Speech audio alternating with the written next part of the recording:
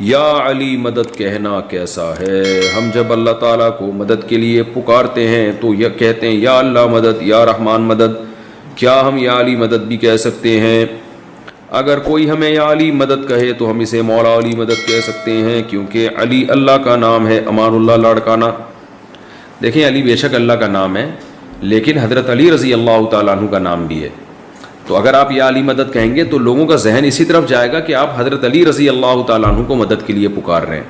تو اگر آپ کا یہ نظریہ ہے کہ آپ جہاں سے بھی حضرت علی کو پکاریں گے آپ کی مدد کریں گے، تو یہ تو شرک ہے سیدھا سیدھا، اس سے انسان کافر ہو جاتا ہے، مشرک ہو جاتا ہے۔ بسم اللہ الرحمن الرحیم۔ یا رسول اللہ المدد کہنا جائز، یا علی المدد کہنا جائز، یا شیخ عبد القادر جیلانی شیئا للہ کہنا یہ بھی جائز۔ ہم آپ کو بتائیں، جیسے ابھی جو طارق مسعود صاحب نے کہا کہ یا علی المدد کہنا، تو اس سے بندہ، اور اس کی مراد حضرت علی رضی اللہ تعالیٰ عنہ کی طرف ہے، تو اس سے بندہ مشرک اور کافر ہو جائے گا۔ ہم یہ کہتے ہیں شرک کے فتوے لگانے میں آپ کتنا تیز ہیں، آپ نے اس پر غور تو کر لیا ہوتا کم سے کم ایک بار۔ چلیے ہم آپ کو بتاتے ہیں۔ دیکھیے آپ کے دیوبند میں جو سب سے بڑا مقام کہا جاتا ہے وہ رشید احمد گنگوہی کا ہے، صحیح؟ تو حالانکہ ان کا اتنا بڑا مقام ہے کہ ان کے نام کی مسجد دیوبند کے اندر بہت بڑی مسجد ہے ان کے نام کی۔ تو اب بتائیے وہ کتنے بڑے عالم ہوں گے۔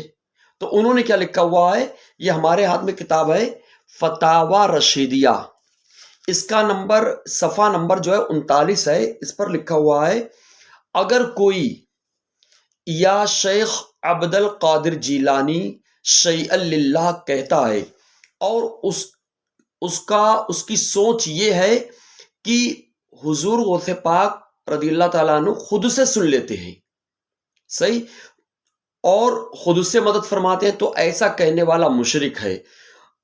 اور اگر اس کی نیت یہ ہے کہ ایسا کسی نے پڑھا یا شیخ عبد القادر جیلانی شیئا للہ، ایسا اگر کسی نے پڑھا اور اس کی نیت یہ ہے کہ اللہ تعالی شیخ عبد القادر جیلانی کو سنوا دیتا ہے، اور اللہ تعالی کے حکم اور اس کے اذن سے شیخ عبد القادر جیلانی جو ہے وہ مدد فرماتے ہیں، حاجت روائی کرتے ہیں، تو ایسا کہنے سے اور ایسا یقین رکھنے سے بندہ مشرک نہ ہوگا۔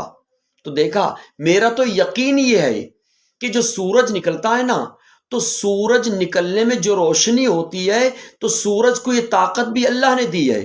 ہمارا یقین ہے کہ ہم پانی پیتے ہیں تو پانی پینے سے پیاس بجھ جاتی ہے، تو پانی کے اندر پیاس بجھانے کی طاقت بھی اللہ نے دی ہے۔ ہمارا یقین ہے اگر ہمارے سامنے کوئی کھڑا ہوا ہے اور ہم اس کو پکارتے ہیں، ہمارے سامنے کوئی کھڑا ہوا ہے، ہم اس کو پکارتے ہیں اور وہ پکار سن لیتا ہے، تو اس کو سننے کی طاقت جو ہے وہ بھی اللہ نے دی ہے۔ ورنہ بہت سارے لوگ ایسے ہوتے ہیں جو بہرے بھی ہوتے ہیں، سامنے کھڑے ہوتے ہیں تو سن نہیں پاتے ہیں۔ تو اس سے پتہ کیا چلا کہ اب یہ بتائیے، آپ کہہ رہے ہیں جو طارق مسعود صاحب ہے کہ وہ کہہ رہے ہیں کہ ایسا بندہ مشرک ہے اور کافر ہے۔ بتائیے سنیوں میں اور دیوبند میں جو اختلاف ہے، جو لڑائی جھگڑا ہے، وہ یہی تو ہے کہ اگر ہم یہ کہتے ہیں یا شیخ عبد القادر جیلانی شیئا للہ، ہم کہتے ہیں یا غوث المدد، ہم کہتے ہیں یا علی المدد، آپ کہتے ہیں شرک اور کفر ہے، اور آپ کے جو بڑے مولوی صاحب ہیں رشید احمد گنگوئی، ان کا یہ کہنا کہ مشرک نہ ہوگا۔ تو اب بتائیے کہ آپ پر کون سا حکم لگے گا؟ چلیے ہم یہ بتا دیتے ہیں کہ آپ پر کیا حکم لگے گا۔ وہ بات ہم اپنے پاس سے نہیں کہیں گے، وہ بات انشاءاللہ عز و جل حدیث پاک کے حوالے سے بتائیں گے۔ یہ ہمارے پاس ہاتھ میں جو نا، یہ مسلم شریف ہے، دیکھیے جلد نمبر 1 مسلم شریف، اور اس کی حدیث نمبر ہے 212۔ ہم یہ پڑھ کے آپ کو سناتے ہیں کہ حضرت عبداللہ بن عمر رضی اللہ تعالی عنہ فرماتے ہیں کہ رسول اللہ صلی اللہ تعالی علیہ وسلم نے ارشاد فرمایا، جس شخص نے اپنے کسی بھائی سے کہا کہ اے کافر، تو کفر دونوں میں سے ایک کی طرف ضرور لوٹے گا۔ اگر وہ شخص واقعی کافر ہو گیا تھا تو ٹھیک ہے، ورنہ کفر کہنے والے کی طرف لوٹ آئے گا۔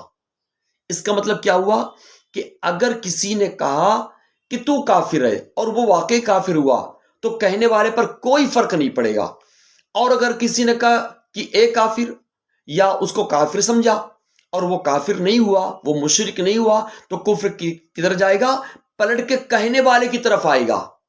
تو اب ہم نے یہ کہا یا شیخ عبد القادر جیلانی شیخ اللہ، ہم نے کہا یا علی المدد، ہم نے کہا یا رسول اللہ المدد، تو بتائیے جب آپ کے بڑے کہہ رہے ہیں کہ یا شیخ عبد القادر جیلانی شیخ اللہ، اس میں ان کو سرکار بغداد حضور غوث پاک رضی اللہ تعالیٰ عنہ کو یا کے نام سے بھی پکارا جا رہا ہے، ایک بات، دوسری بات ان سے مدد بھی مانگی جا رہی ہے، تو اس سے بندہ مشرک نہیں ہوگا۔ اب بتائیے کہ آپ پر یہ کیا مصیبت آ گئی ہے کہ آپ نے کیوں جملہ کہہ دیا، خطرناک جملہ، کہ آپ کے گلے میں رسی پڑ گئی ہے کہ اب جب کہنے والا کسی کو مشرک کہے اور سامنے وہ مشرک نہ ہو، اس نے شرک نہ کیا ہو، تو کہنے والے کے گلے میں پھانسی کا پھندا ہے۔ آپ اپنا انجام اس سے سمجھ لیں۔ طارق مسعود صاحب اور طارق جمیل بھی اسی لپیٹے میں ہیں۔ آپ ہمیں بتائیں کہ جو آپ کے بڑے ہیں وہ تو کہہ رہے ہیں کہ شرک نہیں ہوگا، اور آپ یہ کہہ رہے ہیں شرک ہو جائے گا۔ وہ کہہ رہے ہیں شرک نہیں ہوگا، آپ کہہ رہے ہیں شرک ہو جائے گا۔ تو بتائیے مولوی رشید احمد گنگوہی وہ کہہ رہے ہیں شرک نہیں ہوگا، تو آپ نے یہ مسلمانوں میں فتنہ فساد پیدا کیوں کیا؟ اب لوگ یہ کہتے ہیں، بہت سارے لوگ، کہ ہمارے بارے میں کہتے ہیں، اہل سنت کے بارے میں کہتے ہیں کہ یہ بہت مطلب نفرت کی باتیں کرتے ہیں۔ نہیں، نفرت کی باتیں نہیں کرتے ہیں، جو لکھا پڑھی کی بات ہے وہ کرتے ہیں۔ جیسے قرآن پاک میں اللہ پاک نے ارشاد فرمایا، یا ایھا الذین آمنوا لا تتخذوا آباءکم واخوانکم اولیاء ان استحبوا الکفر علی الایمان ومن یتولہم منکم فاولئک هم الظالمون۔ اے ایمان والو، اپنے باپ اور بھائیوں کو دوست نہ بناؤ اگر وہ ایمان پر کفر پسند کریں، اور تم میں سے جو ان سے دوستی کرے گا تو وہی ظالم ہے۔ اب بتائیے کہ اب اگر ہم طارق مسعود کو نہ سنیں، ان کی تقریر نہ سنیں، ان کی بات نہ سنیں، ان کو اپنا مسلمان بھائی نہ سمجھیں، تو ہمارا عمل کس پر ہو رہا ہے؟ قرآن پاک کی آیت پر ہو رہا ہے۔